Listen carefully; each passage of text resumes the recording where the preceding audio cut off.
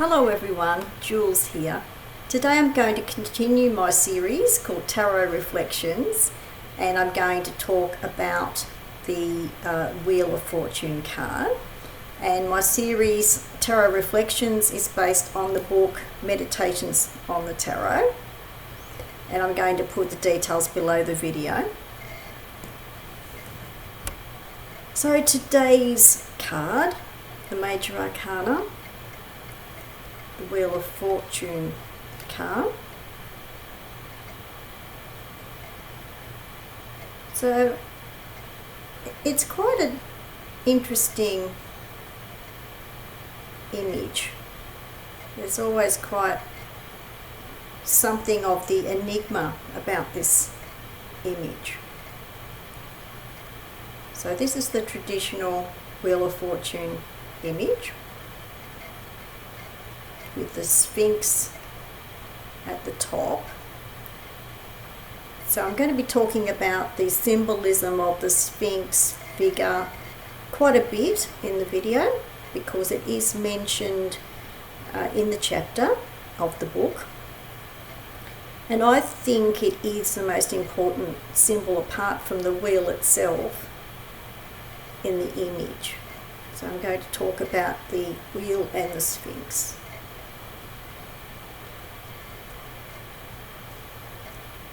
So I've written down a few points about the particular things in the chapter of the Wheel of Fortune that particularly resonate with me. So even the name of the card, I normally think of this card as the wheel rather than Wheel of Fortune. The fortune word you could connect with destiny. I think of it more as a wheel of destiny type of thing, really, rather than fortune, because fortune has a connection to luck, and I think the wheel has more to do with destiny. In the chapter, the author, Valentin Tomberg, does mention the word providence. That's another word that I think is a better word than fortune as well. So I quite like the word providence, maybe instead of fortune as well. So just to start with some of the things that, particularly got my attention with this chapter, he starts by saying about the wheel itself, he's really referring to this as the wheel of life. And by that he means spiritual life, apart from the earthly life that people would normally connect that with. And he starts to talk about the wheel as a circle and as a symbol of spiritual evolution. So a lot of people would be familiar with the whole idea of evolution from a creation type of earthly perspective. But he's talking more in this chapter about spiritual evolution. And then the wheel in regard to a circle, he sort of raises a question about whether the circle of the wheel is actually closed or not. And by that he means, does the circle have an exit and an entrance? And he means that in regard to reincarnation.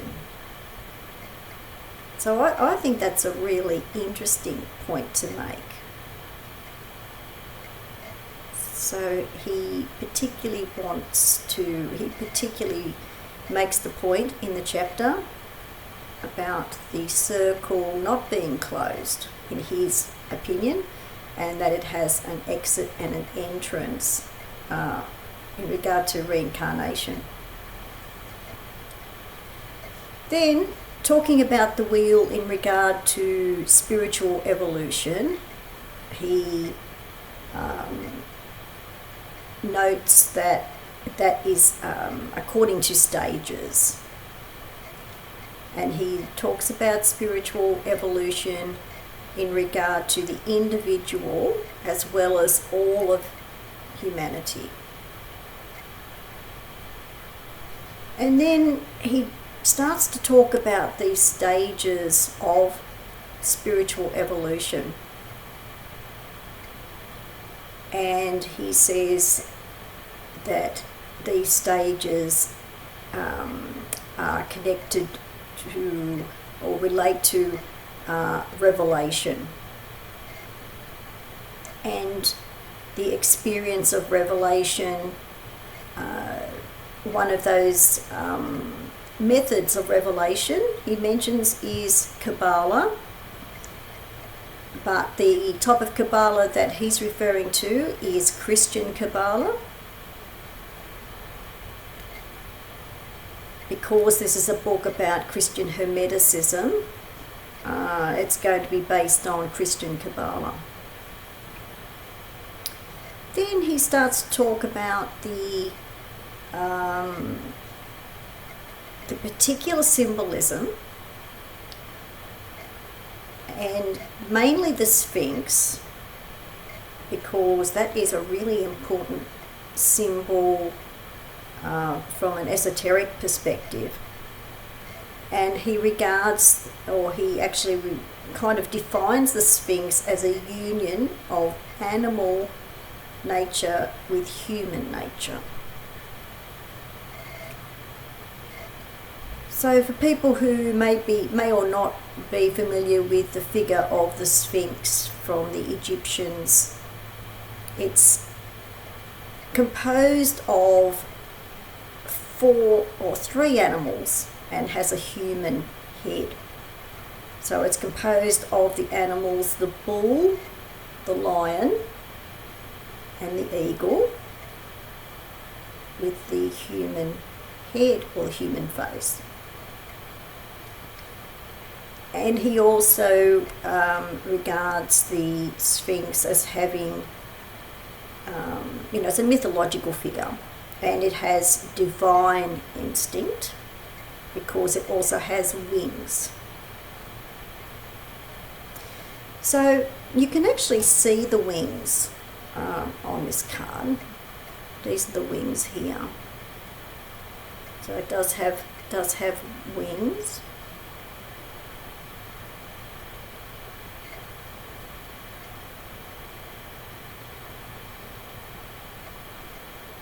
So that's the bull, the lion, and the eagle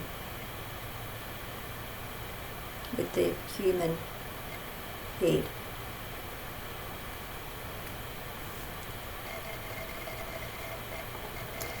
And then he mentioned something that has always fascinated me, and this is really the thing about the Sphinx, not only as an esoteric symbol, but the way that it is tied in with Christian Hermeticism and Rosicrucianism.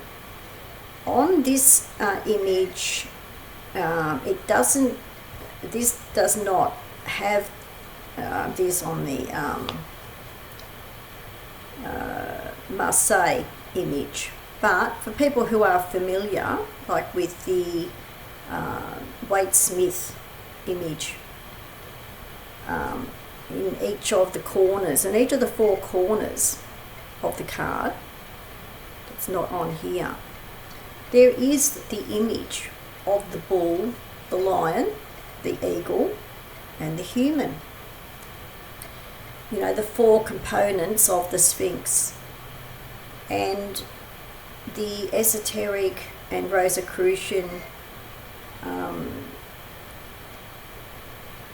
definition of the Sphinx, it's also been related to the 4 Gospels of the New Testament and the 4 authors of those Gospels. So you have the bull associated with Luke, you have the lion associated with Mark, you have the eagle associated with John, and you have the human associated with Matthew. So that's Matthew, Mark, Luke and John, the 4 Gospels of the New Testament. So that's a very Christian concept, and as I said, that has always fascinated me. Also, in the Wade Smith image of the Wheel of Fortune,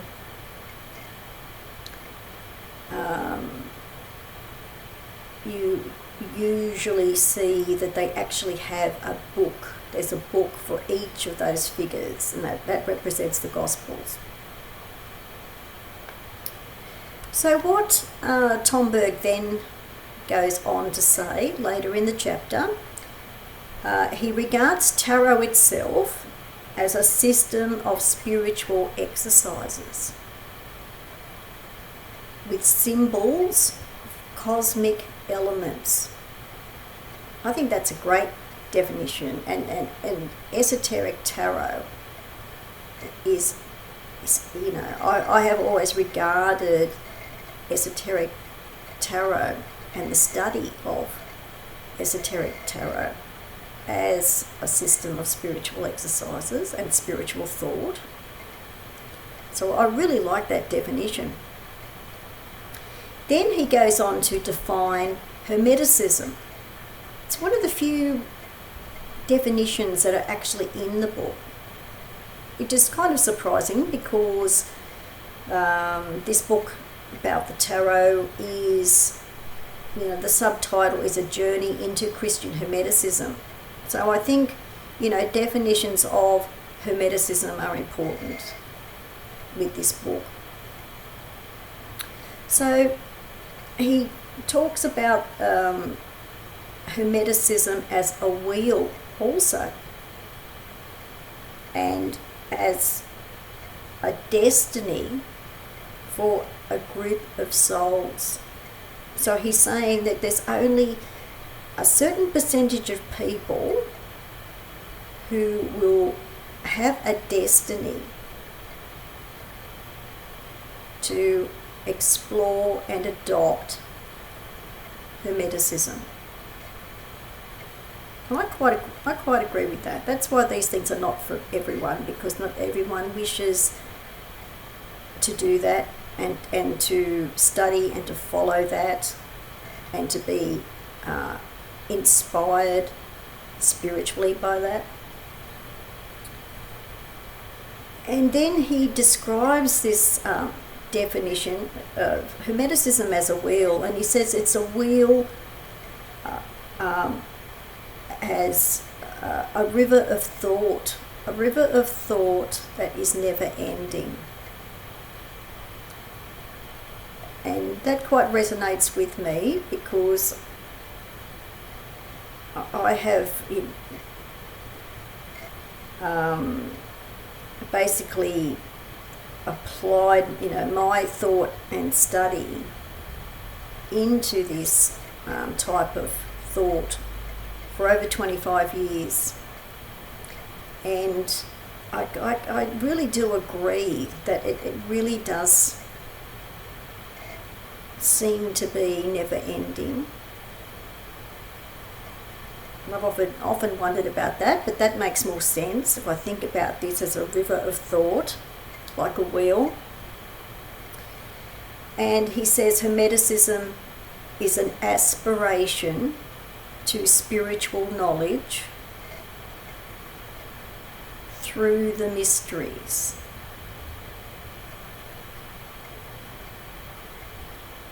And that really resonates with me too, because I mean, I could break that up into 3 different things that all relate to each other. At first, my journey or my path has been about spiritual knowledge for a long time, many years. But then as that goes on, you really do, or I have really thought about the aspiration itself, because this kind of path is not just about a kind of motivation. It really is an aspiration And I think that's why it's never ending, because the aspiration remains. And he also makes the connection of the spiritual knowledge through the mysteries. And I think the mysteries for me have played such an important part. I think those three components, they're actually intertwined. That spiritual knowledge is one thing, and that's good, and that can be enough for some people. But I do think that when you combine that with the aspiration, and you connect this spiritual knowledge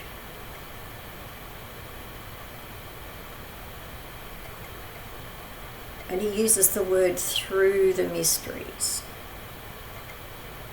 that you do, the longer you are on the path, and if you keep on persevering with that, you do approach the mysteries, you do get closer to the mysteries.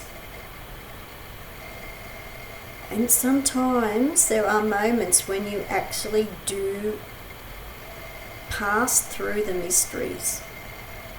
And this is what I was talking about with the new direction for my channel, that video, where I was saying that there had been an experience of personal gnosis. That's what that is. Actually going through the mysteries. So it's like the veil of the mysteries is partially lifted, and you do have experience of gnosis. So there, all of the, or a few, that's enough for me anyway, the types of points in this particular chapter about the wheel that particularly resonate with me while I've been doing my tarot reflection on this card for this week. And I must say that this particular chapter has particularly resonated with me, and I have found that there is a lot in this chapter that I think not only resonate with me personally, but resonate with the path, the very long path that I've been on for many years, and am still on this path. So here is the image again.